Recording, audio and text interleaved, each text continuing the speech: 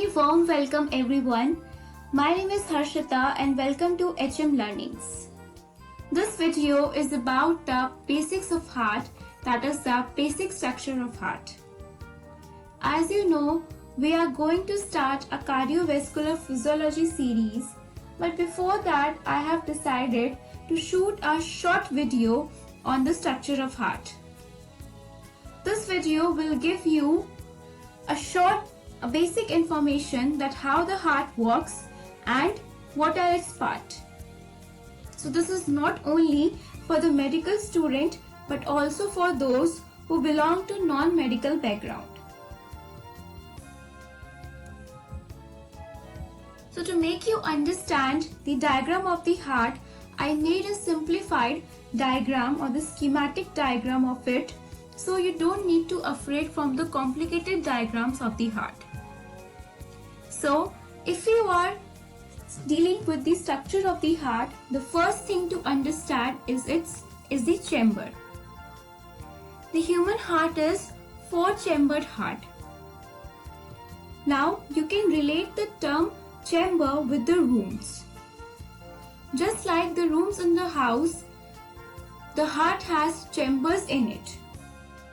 There are 2 upper chambers in the heart which are called as the atria, and the 2 lower chambers in the heart or the rooms which are called as the ventricles. So there are 2 upper chambers or the 2 upper rooms called as the atria, and the 2 lower rooms or the chambers called as the ventricles. The heart is divided into the right and the left side.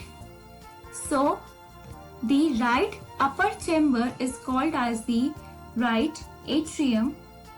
The right lower chamber or the right lower room is called as the right ventricle.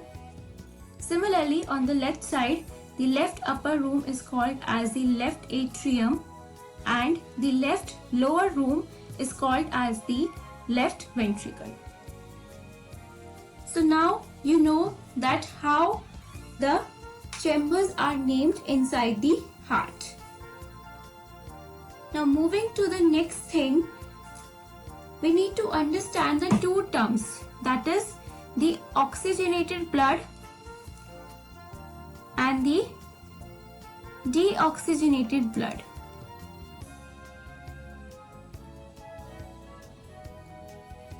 Oxygenated means the pure blood, means the blood which has a high concentration of oxygen, and it is always shown in the red color.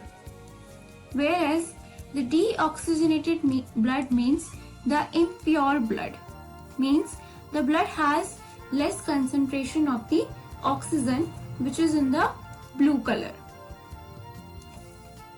So if you look at this diagram, you can see that there is a clear-cut demarcation between these 2 colors. So with this you can say that the heart separates the oxygenated blood from the deoxygenated blood very well. But how does the heart do so? The heart do so by the help of a structure called as the septum.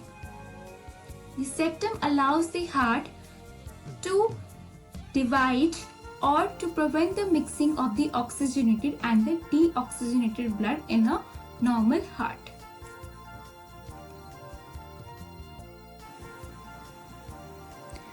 There are 2 septum in the heart. One which is separating the upper 2 chambers called as the interatrial septum, and the one which is separating the 2 lower chambers called as the interventricular septum. So we have finished the chamber and the septum. The third thing in the heart is the walls. So to understand the role of the walls, we have to understand one more thing, that is the motor pumps in our house. We can compare the heart with the motor pump in our house. The function of the motor pump is to pump and push the water to every corner and every level of the building. Similarly, heart has to pump the blood to each and every organ of the body. And that's why heart is known as the pumping organ of the body. The motor pump in our house has the valves to regulate the direction of the blood flow. Similarly, in the heart, there are valves which have a function to maintain the unidirectional blood flow. That is, the blood has to follow only a one direction. It will flow in one direction only. So heart has 4 valves. One is between the right upper and the right lower chamber, which is called as the tricuspid valve. And the one valve is between the left upper and the left lower chamber, and it is called as the mitral valve. Now these 2 valves allow the flow of blood from upper chamber, that is atrium, to the lower chamber, that is ventricle. From the upper to the lower chamber, this valve allows the flow, and it allows the flow of the blood only from the upper chamber to the lower chamber, not from the lower to the upper. That means valve will allow only the unidirectional blood flow. The other 2 valves we will do in the upcoming video, and how the blood flows through the heart we will also see in the next video.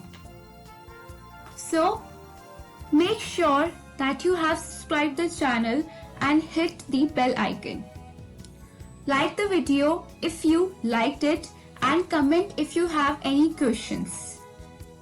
Till then, keep learning.